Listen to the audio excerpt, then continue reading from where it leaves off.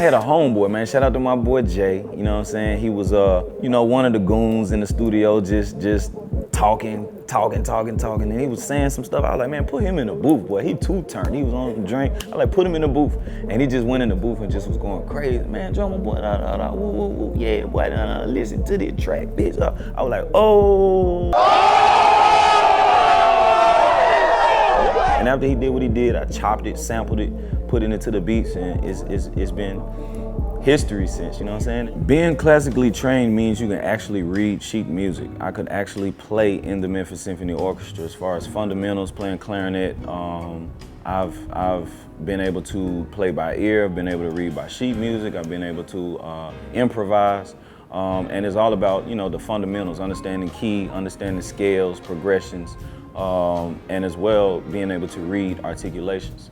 And that's one thing that I got from my father. My father's first chair Memphis Symphony, first chair clarinetist in the Memphis Symphony Orchestra for 40 years, and he was also professor at the University of Memphis. So it was kind of like, that's what I was born into, you know what I mean? I never had a babysitter or whatnot, so I would go to all of the rehearsals, all the operas, all the Nutcrackers, performances and whatnot, and it was just night and day for me. You know, by 5, I was able to identify certain instruments, the clarinet, oh, that's a viola, or that's a cello, or that's a bass bassoon, or whatever. So, you know, the fundamentals of that aspect has allowed me to take my career to another level as far as musically being able to produce jazz, orchestral, EDM, trap, bluegrass, country, you name it, we can do it. And we're working on several different TV shows as well, so, as well as movie scores. So it's just a blessing, man, doing something that you're passionate about, being able to compose, arrange, make beats for fun.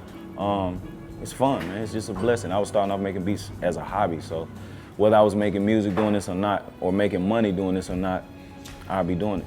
I hung in University of Memphis as long as I could. I got kicked out due to unattendance and never looked back, you know what I mean? Me and my dad made a bet actually when he found out I was kicked out.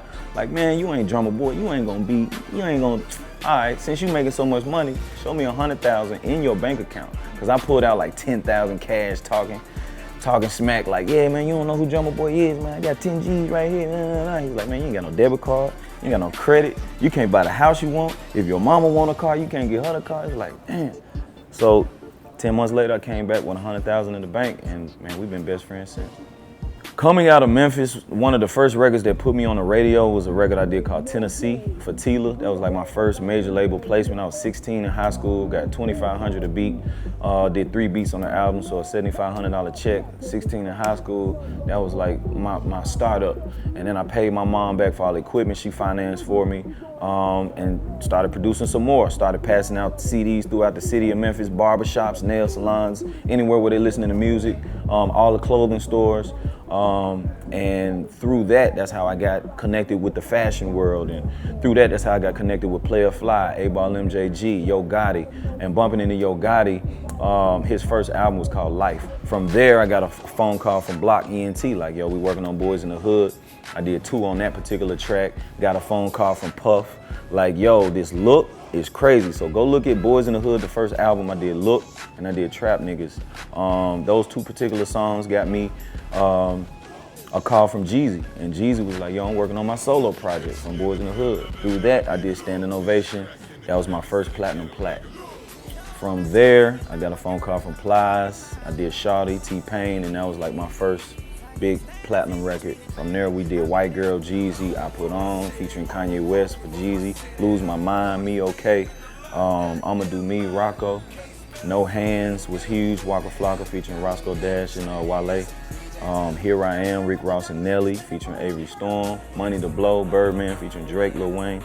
And most recently we did the Look at My Dad record for Migos. You know, having Hillary Clinton dabbing, having everybody dabbing, it was a pretty cool thing. After that, August Alsina calls. We do No Love featuring Nicki Minaj, platinum. So, you know, it's definitely a blessing to be able to provide for all of these artists and to deliver for so many labels. My strategy is always the same, man. Relationships, know the artist, you know what I mean? Like, why know the manager, why know the A&R when you can know the artist, you know what I mean? I wouldn't be on Jeezy album if I didn't know Jeezy. I wouldn't be on 7th Street album if I didn't know 7. I wouldn't be on Keisha album if I didn't know Keisha. So, you know, my formula is all about knowing the artist, making sure, you know, you have a relationship with the people you're working with, or else kind of pointless just emailing beats or sending through a manager. Sometimes you got to do what you got to do. Of course, I've emailed beats. Of course, I've sent beats to management and A&Rs. But eventually, I'm making it mandatory. When they call me and say, hey, I need the files for this beat or I need the splits for this beat, guess what? Okay, I'm delivering it myself. And until then, you won't see me. You know what I mean? Put me in front of the artist, I'll be there. Until then, I'm not coming. So you gotta like have a demand in a certain way you move with your material, like, you know what I mean? As well as having a contract in place before they even get the splits, having to check and all of that, and processing before we even, you know, do certain things. So it's gotta be a give-take situation. If you want me, you're gonna get me, you know what I mean? Me personally, I just produced my first EDM trap instrumental called Hulk Smash Remix, and that's to me where it's going. I'm doing like a lot more open format music. I'm doing a lot of more beats just for, you know, multicultural parties, open format parties and whatnot. So definitely check it out, Hulk Smash Remix. We're going crazy on iTunes, Spotify right now. Dan Bilzerian did a big lifestyle app, used our music behind it. And you know, we just recently did a cool meeting with Marvel, you know what I'm saying? So definitely check out Hulk Smash Remix, Drumma Boy. This is my first pop EDM smash. And I'm just laying the crumbs down. You gotta follow the trail. I can't tell you where I'm gonna take music though. I cannot give you my secret, but keep up with me.